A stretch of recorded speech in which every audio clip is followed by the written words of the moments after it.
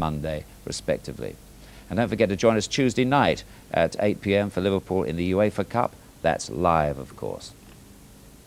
Well, sky-high transfer fees may be going out the window. That remains to be seen. Meantime, neither Arsenal nor Leeds United would begrudge one penny of the £11 million spent on two men who can certainly lift you out of your seat. Good night.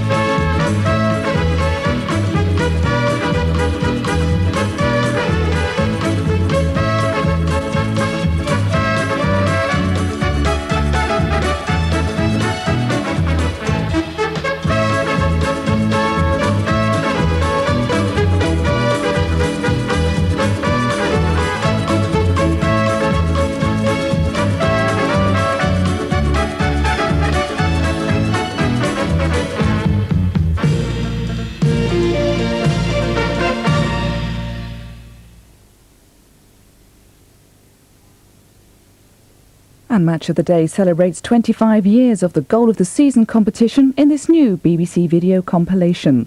Fondling personalities and deciphering photo fits. It's all to come in 40 minutes, the sports quiz with a difference. They think it's all over.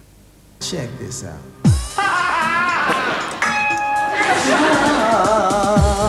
It's all done in the best possible day. Stop laughing! How dare you go on watching this parade of poisonous rudery?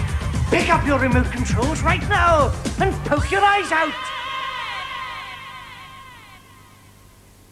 Eyes, ears and laughing gear should all be in place now on BBC1. The stand-up show presents the best fresh comic talent in the Open Mic Awards.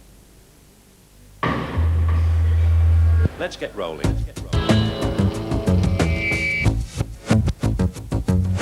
Let's have a nice round of applause.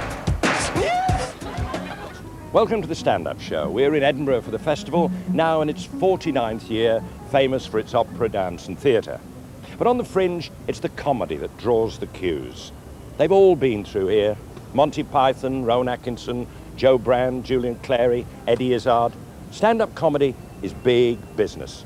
Was it not Terry Christian who said, comedy is the new rock and roll? Well, if comedy is the new rock and roll, I must be Joe Dolce.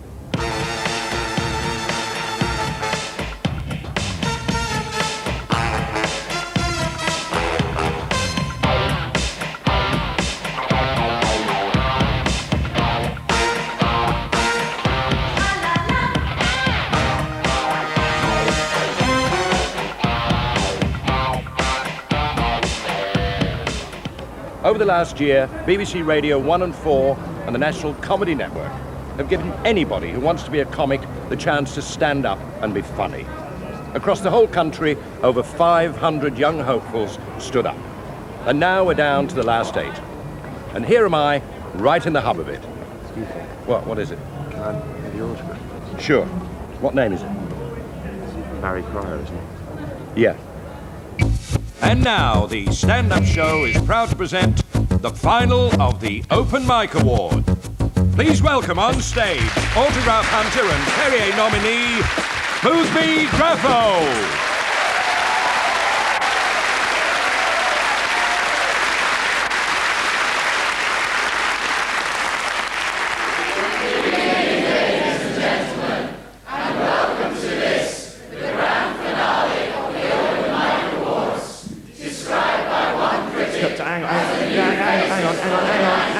Excuse me, you're supposed to This way. It's this way. It's from...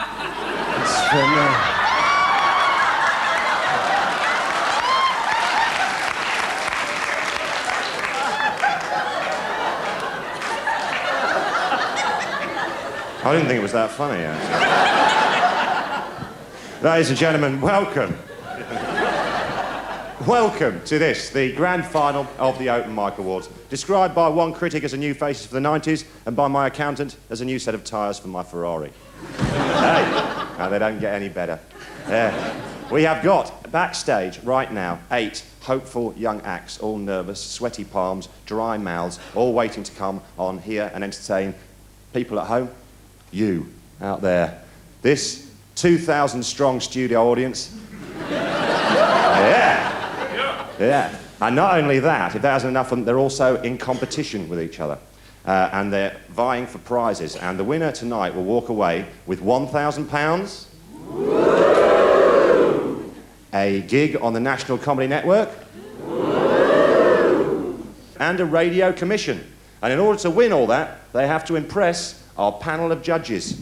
So let's meet them now. And they are, at the far end there, a man who just is on every single panel game that has ever been produced by British television. He has to be on it. That's why we have him here tonight. He's an entertainer, singer-songwriter, hit recording artist, all-round good egg. Ladies and gentlemen, Tony Hawks. As a judge, what are you going to be looking for as a judge this evening? Well, I think the prerequisite is that the people performing have they've not really done it much for money, have they? It's well, if you pardon the expression. So I'm just looking for confidence, I think, and potential as much as anything, and just hope they go for it because it's very scary, and I'm just looking for someone that's better than me, frankly. Tony Hawks. Yeah. Thank you. Next to Tony, writer, broadcaster, presenter, comedian, improviser extraordinaire, Sandy Toksvig.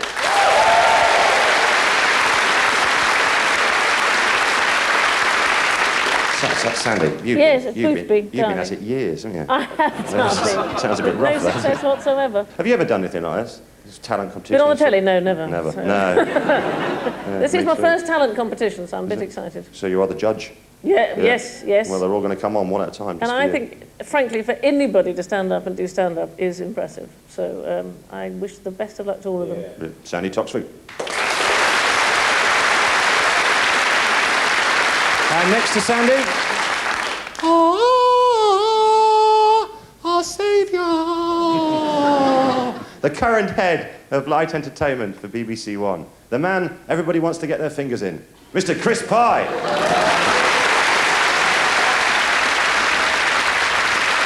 Hey, what are you looking for?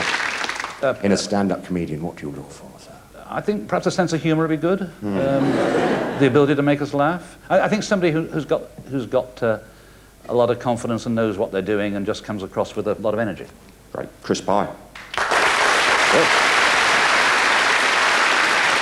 Finally, ladies and gentlemen, there's nothing I can tell you about this man that you haven't already read on toilet walls up and down the country. How he keeps going after all these years is a mystery. Why he keeps going is a greater mystery still. Gagmeister, writer, he's done it all. He's been there. He has the T-shirt. Ladies and gentlemen, Barry Cryer.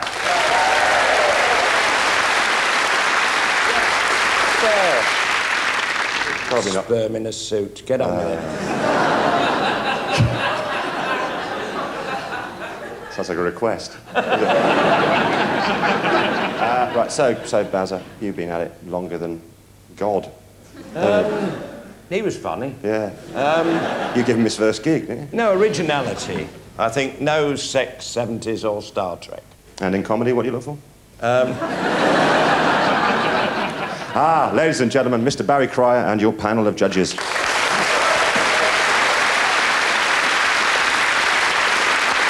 And like in British judicial tradition, after the show, the judges will be taken away to a hotel room in Morningside and be whipped senseless by a donkey in suspenders, carrying a small fruit bat with some mayonnaise.